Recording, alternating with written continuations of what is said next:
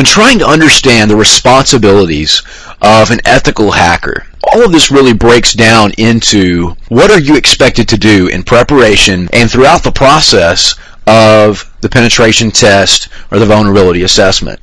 And the first thing that we're going to harp on, and we actually continue to talk about this throughout our course, is using this knowledge and these tools only for the good side, only for legal purposes. Because again, you're going to be under a lot of scrutiny when you're in there performing assessments against these companies. First of all, companies don't like to hear that they have 200 or 300 vulnerable systems sitting on their network, and they're going to be watching you like a hawk. So understanding what your responsibilities are as far as ethically and legally are very important. We only want to use our hacking skills to identify issues, keeping in mind that our ultimate goal is to defend the network. In other words, hacking a system and spending a lot of time and resources against a vulnerability that's really not that important is not our goal. We're not there to identify every single little small vulnerability that might exist. We're there to find out what the hackers can see. We want to see it from their perspective, and we want to defend ourselves based on that. So we want to keep this in mind throughout the process. It's very easy to get caught up in, I'm going to break into the system, I'm going to root this box, I'm going to do this and this. Be sure to concentrate. We're here to defend the network. If we can succeed with an attack, let's find out what we can do to mitigate that.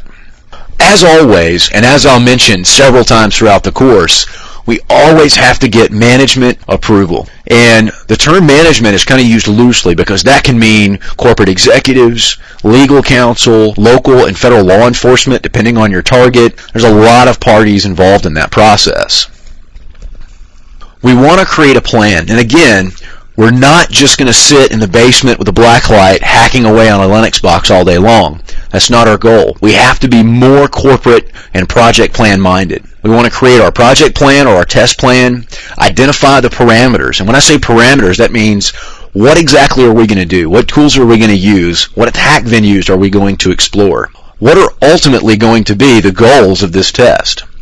In other words, if the goal is to identify one system and the associated vulnerabilities on a particular Tier 1 application, for example, a very important app, that's all we're going to do. We identify that, we establish a timeline, we go in, we perform the work, and we come out with a completed vulnerability assessment or penetration test. We also want to get that plan approved by management. Make sure they understand fully the processes that you're going through so they can identify those, if they have any IDS systems running on the network, and watch for abnormal activity on the servers. So we want to be clear about our notification. And again, I know I've harped on this a lot already, your job is to be there to strengthen the network, to help them define those vulnerabilities so that they can protect against them. So always keep that in mind.